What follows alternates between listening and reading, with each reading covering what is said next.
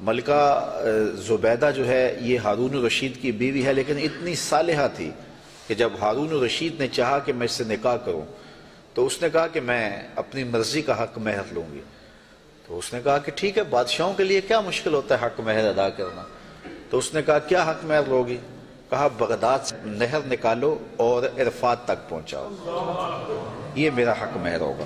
اور یہ بڑا مشکل کام تھا، اور اس کے لیے اس زمانے میں جو ہے وہ کتنے پیسے خرچ آئے، اور وہ نہر نکالی گئی۔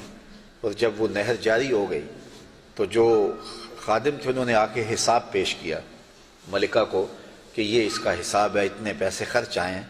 تو نہر کے کنارے جب وہ دورہ کرنے گئی، دیکھنے گئی، تو انہوں نے حساب پیش کیا تو اس نے کاغذ پھاڑ کر کے نہر کے اندر ہی پھینک کر کے کہا ترکنا الحساب الی یوم الحساب، ہم اس کا حساب یوم حساب پہ چھوڑتے ہیں۔ تو وہ نہر پھر جب تک یہ جدید ذرائع نہیں آئے تھے تو حاجیوں کے لیے سیرابی کا باعث بنتی رہی، اور نہر زبیدہ کے آج بھی اثرات جو ہے وہ میدان عرفات کے اندر دیکھے جا سکتے ہیں۔ تو یہ بغداد سے چلتی تھی نہر اور مکہ المکرمہ تک پہنچتی تھی، اور یہ حق مہر تھا زبیدہ خاتون کا۔ اور یہ زبیدہ خاتون جو انتہائی نیک اور صالحہ خاتون تھی، یہ حضرت بہلول دانا کو ڈھونڈتی رہتی کہ ان سے کوئی دعا مل جائے، کیونکہ یہ مجاذیب میں سے تھے۔ مجذوب وہ ہوتا ہے کہ تجلیات کے وفود سے جس کا شیشہ عقل ٹوٹ جائے اور وہ جو کہہ دے اللہ وہ کر دے۔ فرمایا صحیح حدیث میں ہے رب اشعث اخبر مدفوع بالابواب لو اقسم علی اللہ لابر، بہت سارے لوگ ان کے کپڑے پھٹے ہوئے، حالات پرا گندہ، بال بکھرے ہوئے، لیکن فرمایا انہیں کہیں چھیڑ نہ بیٹھنا، اللہ کے نام پہ وہ قسم ڈال دیں تو اللہ فوری پوری کر دیتا۔ تو یہ اسی قبیلے کا فرد تھا بہلول دانا۔ ایک دن زبیدہ گزر رہی ہے دجلہ کے کنارے پہ، تو بہلول مٹی کے گروندے اپنے ہاتھوں اپنے پاؤں پہ بناتا اور گرا دیتا ہے۔ یہ کبھی آپ نے بچپن میں منظر دیکھا، وہ گلی میں ریت پھینک جائے تو بچے جو ہے وہ پاؤں کے اوپر گروندے بنا دیتے ہیں اور پھر ان کو ہولے سے پاؤں نکال لیتے ہیں، پھر جب کھیل ختم ہو تو گرا دیتے ہیں۔ یہی شغل بہلول کر رہا ہے دجلہ کے کنارے۔ تو ملکہ زبیدہ گزری، پوچھا بہلول کیا کر رہے ہو؟ کہا جنت کے مکان بنا رہا ہوں۔ کہا بیچتے ہو؟ ہاں بیچنے کے لیے بنا رہا ہوں۔ کتنے کا؟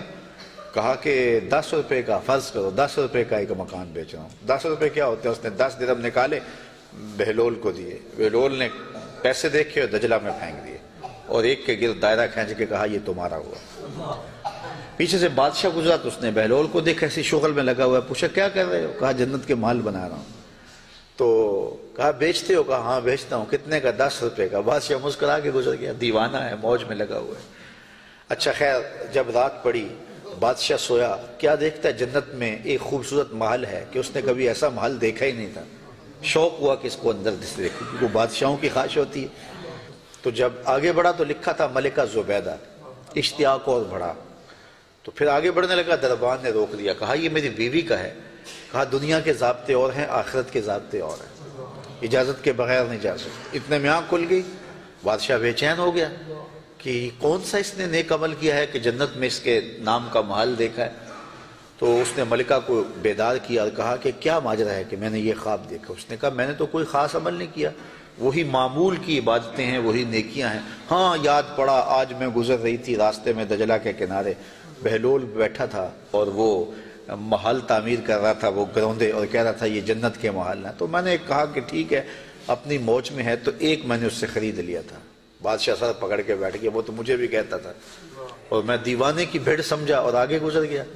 اگلے دن بادشاہ قصدن گزرا، ہارون الرشید قصدن گزرا، اور دل میں تھا کہ آج بہلول اسی شغل میں دوبارہ مل جائے تو کیا اچھا ہو۔ اگلے دن دیکھا تو بہلول وہاں بیٹھا ہوا ہے اور وہی کام کر رہا ہے۔ بادشاہ خوش ہوا، کہا بہلول کیا کر رہے ہو؟ اب دل دھڑک رہا تھا کہ جواب کل جیسا ملے۔ کہا جنت کے محل بنا رہا ہوں۔ بادشاہ کے دل کو تسلی ہوئی، کہا بیچتے ہو؟ کہا ہاں بیچنے کے لیے بنا رہا ہوں۔